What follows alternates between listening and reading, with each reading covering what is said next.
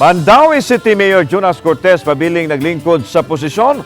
Sanglit wa pa man ma-serve ang suspension order pato kaniya. Gibarugan sa mayor ang iyang desisyon kabahin sa appointment sa usa ka departamento. Kamay rason nganong gipasakaan siya og kaso. Anang report ni Nico Serino. Sa gilusad nga Kalinisan Day sa CICC grounds karong adlaw, nagtinabangay ang mga tao aron malimpyo ang lugar. Usa sa nangunay og miabag sa clean up drive mismo si Mayor Jonas Cortez. Human sa kalihukan, nagpa-interview ang mayor, labing una sukad migawas ang desisyon sa ombudsman batok kaniya.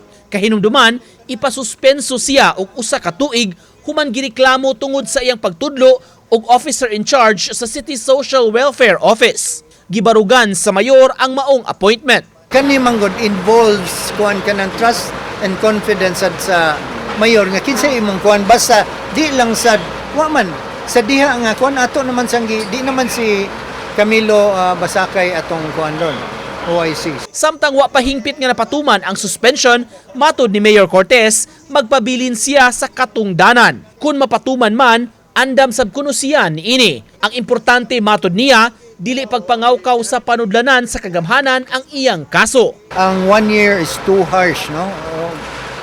Para sa maong issue. Wa ko mahadlok kay di man ni siya corruption nga kaso. Wa may kwarta nga involve ani.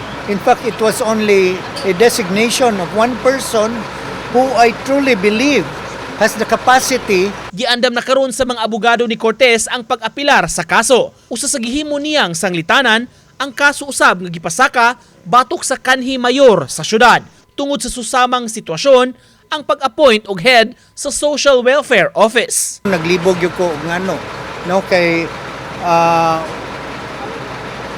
ang former administration, no, si Mayor Luigi, doon na say giatubang nga kaso sama niya ko, no, same facts, same issues, unya ug wa ko masayop murag na dismiss, no. Uban ni Godfrey Relien, Nico Sereno, Balitang Bisdak.